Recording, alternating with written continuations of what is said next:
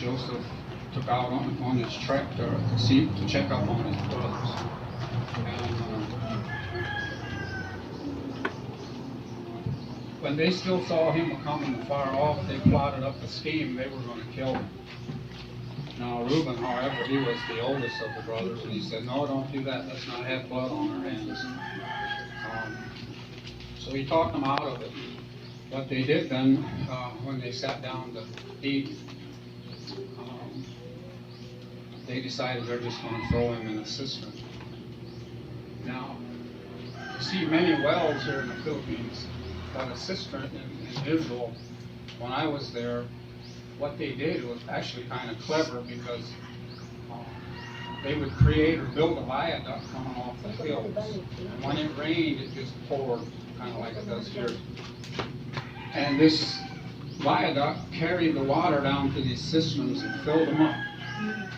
And so they had water for the rest of the year, especially when the dry spell came in. And so this cistern was dry, and they removed his coat. They hatched his plan anyway, but removed his coat that his father had made, because his father loved him dearly.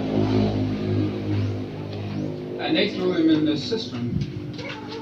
However, when they sat down to eat their noon meal, here comes this caravan of camels, and they were headed towards Egypt. And it's the Ishmaelites, I think, or something like that. And some of those names are kind of hard to pronounce, but they ended up selling him for 20 shekels of silver. And this story is in the likeness of Jesus' life, and Jesus was sold for 30 shekels, or he was sold out basically, or yeah. And, so now when the caravan got to Egypt, the Ishmaelites, they sold Jacob to Potiphar, which he was a guard, a head guard for the kings. And Joseph wasn't there very long, and the guard realized that this guy is blessed. He had the Lord God in him. And so this is one hidden reward that you have by serving God, is you get those blessings right along with it. And it's just amazing. I can read this story 100 times, and it just always never ceases to amaze me. And so now when the captain of the guard realized that, hey, this guy is blessed, he has the true God in him, why he made him manager of his whole estate. In other words, not just the household, but in the fields as well. And as long as Joseph was there he was blessed beyond measure. However, it's always something coming up. And then Joseph was tested, and he refused to give in to sin, and then it really upset the Pharaoh, because there was lies made about him that the sin that he committed was actually not true. However, the Potiphar, he didn't know that. So he up and threw him in prison. Now imagine that, 17 years old, and what did he work for Potiphar? Maybe, just guessing, 3 to 5 years. Barely a 20-year-old man, and he was in prison. And but the same thing there, because the blessings went right along with Joseph. The prison guard saw that, oh, this guy, he brings his blessings right with him. And it's amazing how the ungodly can notice, and right, nobody has to tell them, they just notice automatically if you're a godly person or not. And prison guard, he set him in charge over everyone there in the prison. So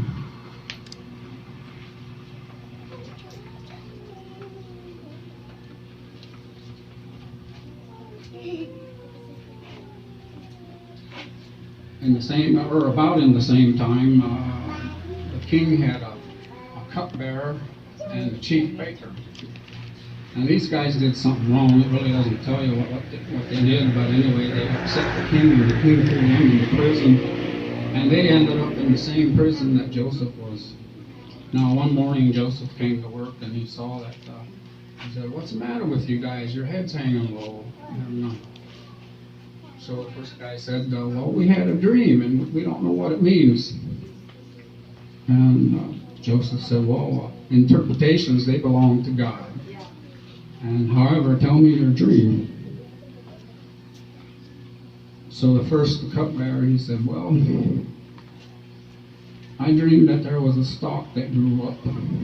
I'm thinking it's grapevine, and it had 3 branches.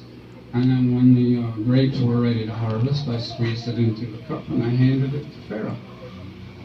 Joseph said, "Well, the 3 branches are 3 days, and in 3 days in other words, you'll get your job back in 3 days." And now the cupbearer, he thought, or not the cupbearer, but the chief baker,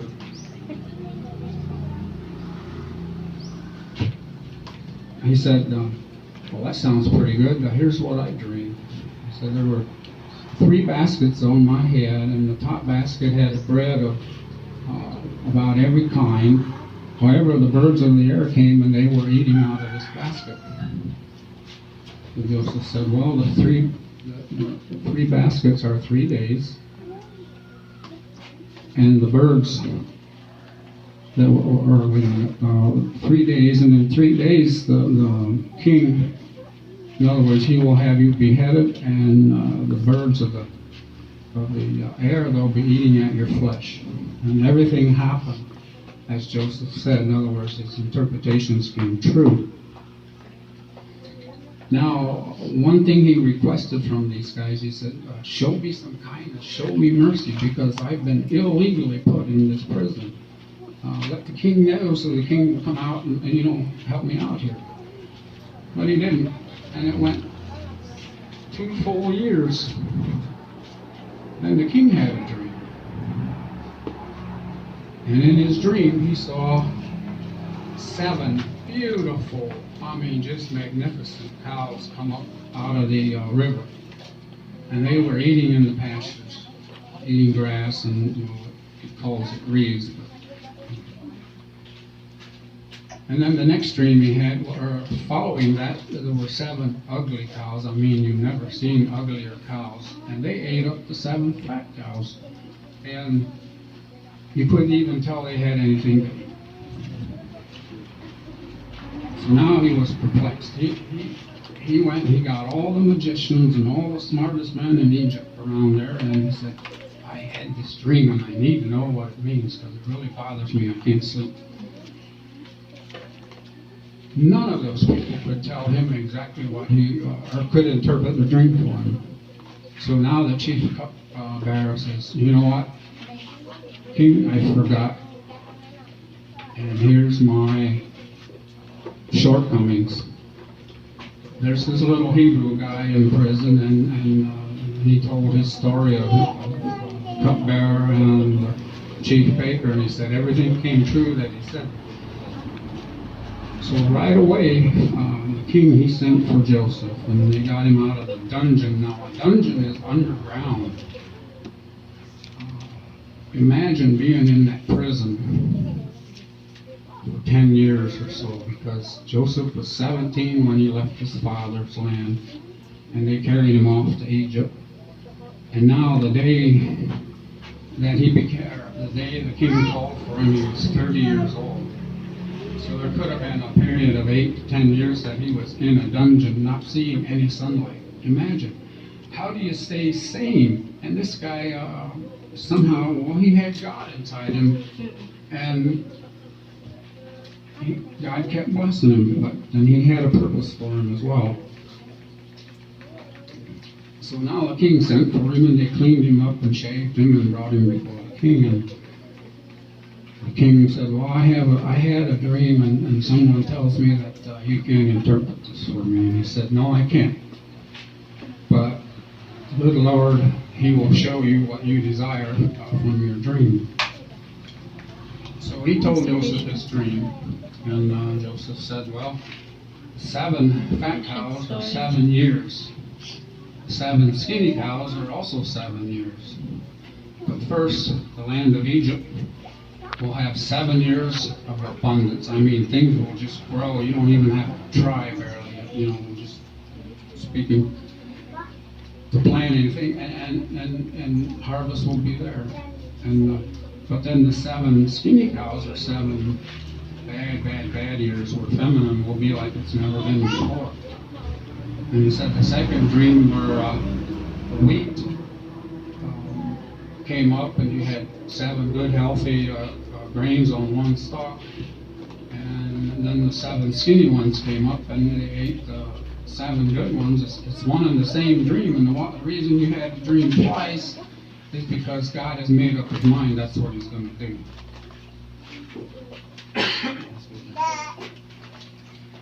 So Joseph said, now what you need to do is appoint a man and put it in charge, and in the 7 good years collect 1/5 of everything that's grown and store it in the houses for the 7 bad years.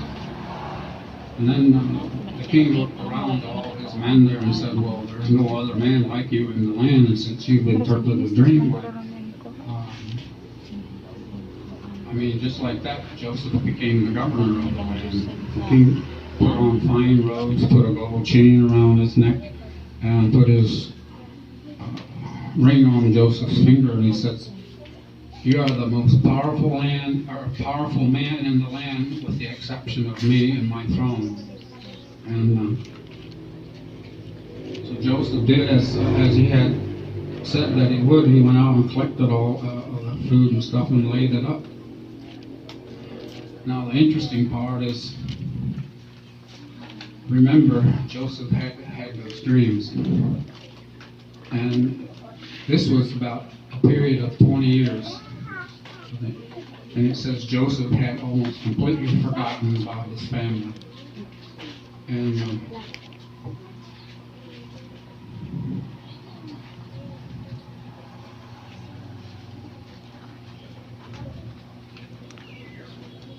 now when the 7 good years were over, the plague or the famine started in the land, and it was all over the land. I mean, it even got into Canaan, where Jacob, his father, was living. And one day, Jacob says to the boys, stop sitting there and looking at yourself. Go over, I hear there's grain in Egypt. Go down there and get some. So they loaded up their donkeys and headed for Egypt. And when they got there,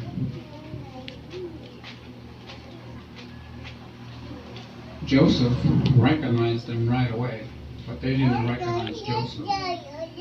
And now it was Joseph's turn to put them through the test, and through a test he did put them.